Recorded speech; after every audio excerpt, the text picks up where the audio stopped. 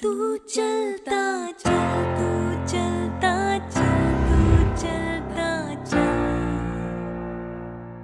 तू बढ़ता चल. As you know, many people got laid off from their jobs. Yes, I am very much aware. And now they exactly don't have anything to do whole day except studying.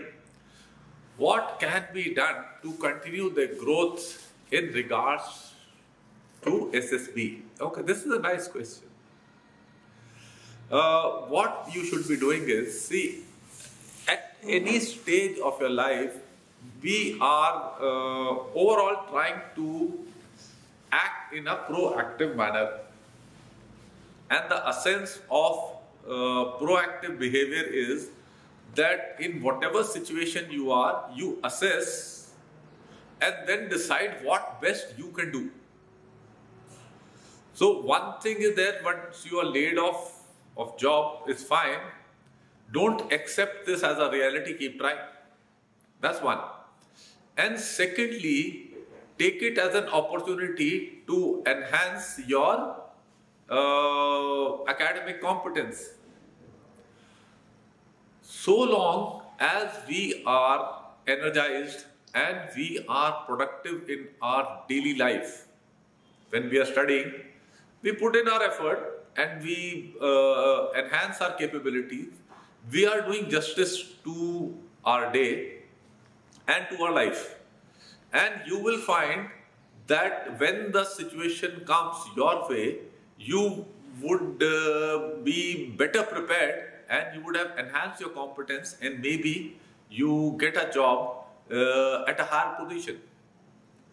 So this is what we can do, and this applies not only to this current situation, all situations. And when you are in work in the army, like I have worked, there will be times when you are in high altitude area, movement is restricted, you are stuck in one particular place. That is the time, don't lose heart, start reading. You're getting a lot of time, build up your knowledge, read military history, read whatever things you are fond of. So these kind of things you can do. So this is what you should do, and this will make you competent for SSB as well. Because SSB requires nothing out of the way. If you are a student, if you are a good student, then you are fit for SSB, and if you are a worker, if you are a good worker, then you are good for SSB. Yeah. See, when we get demoralized and we start worrying about things which are not in our control, that is the time we are wasting time. Focus on whatever you can do, and things will work out. Yes. Okay. What are the requirements to become an ADC to the president? Criteria, कोई ऐसे लंबे चौड़े criteria नहीं होते हैं. My CEO had told me that he was recommending my name for ADC, and I told him that I don't want to get recommended for this. I don't want to be ADC to President Zail Singh was the president that time. I would rather command a platoon, because that's why I joined the army. A good friend of mine, he was my in the tennis team.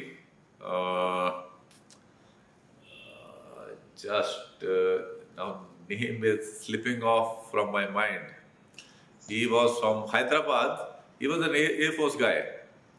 He did go, and he was ADC to President Zail Singh. He remained there, and he did sort out his future career also. He entered politics, and he is an MP from Hyderabad. And he is a Congressee, and still continues to be an MP.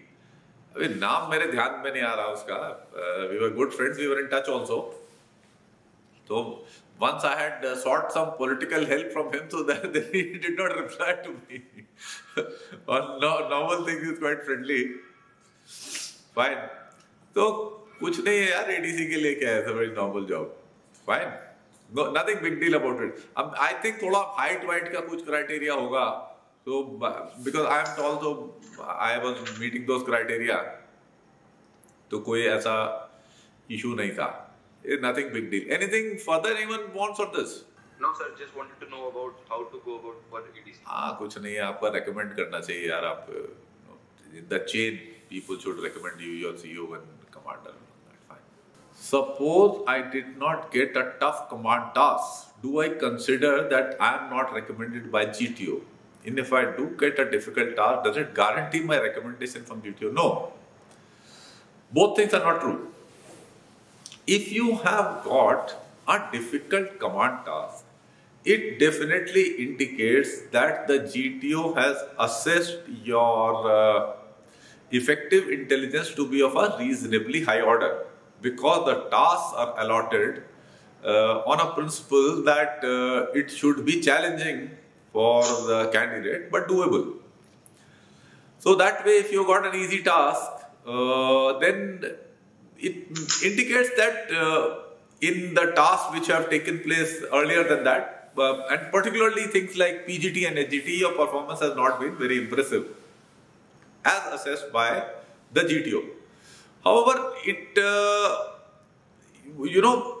can happen a person is not he's little subdued, he's not that enthusiastic, but he's quite competent. So GTO will realize that he can easily do the task. Then he will increase the degree of difficulty. And it may happen that some person, he has over-assessed his ability till that time and he gets stuck. So he will make it easier or he will give him suggestions. So both these kind of things happen. It is just one facet of your personality which is giving an indicator, about effective intelligence, as the OLQ is called. I normally use the term practical sense for most of you people. To me, it makes, I feel it is more easily understandable to people. So, recommendation and all that, no, that's not there. Recommendation will be, and in any case, recommendation will be based on all the qualities. So this is how it is. Fine? Any questions on this? Yes sir, I have one. Yeah. Okay sir, is there any relation between OIR and effective intelligence? Can it happen that somebody has scored, somebody is of band 5 in OIR, but he or she might not have that amount of good. You see,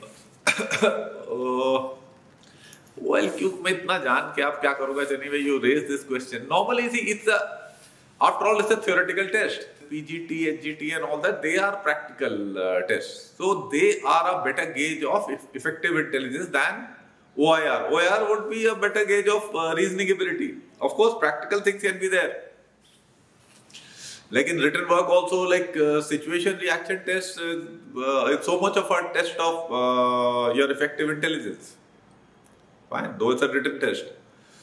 So that is there, but OIR I would say not so much. More of reasoning ability. Fine? Yes, because I was graded mercilessly by the GTO during my commanders. He kept on increasing the difficulty. No, he will, see what will happen is, this all people will do, interviewing officer will do. Let's say he asks you a technical question, you answer it very well. There may be the times when he will stop you. He will not allow you to answer much, and he will never ask you anything about your academic capability thereafter. It may happen that he goes on, probing further. वो radar की बात करनी शुरू की तो फिर radar में चला जाएगा कि अच्छा तुमने ये तो कर लिया, स्पीड पता कर ली, डिस्टेंस पता कर लिया, अब इसका साइज कैसे पता करोगे, मूवमेंट कैसे पता करोगे, फिर जो रडार को डिफीट करने के क्या काउंटर मेजर्स हैं, फिर उसके क्या क्या काउंटर मेजर्स हैं, he is just trying to find till what level your understanding is. And you should not get demoralized by any such questioning, because it indicates that he will, if you answer well, he will rate your understanding of things that much higher. Fine? तो उसमें problem नहीं है, वो पूछेगा and नहीं बता पाए तो वो ठीक है.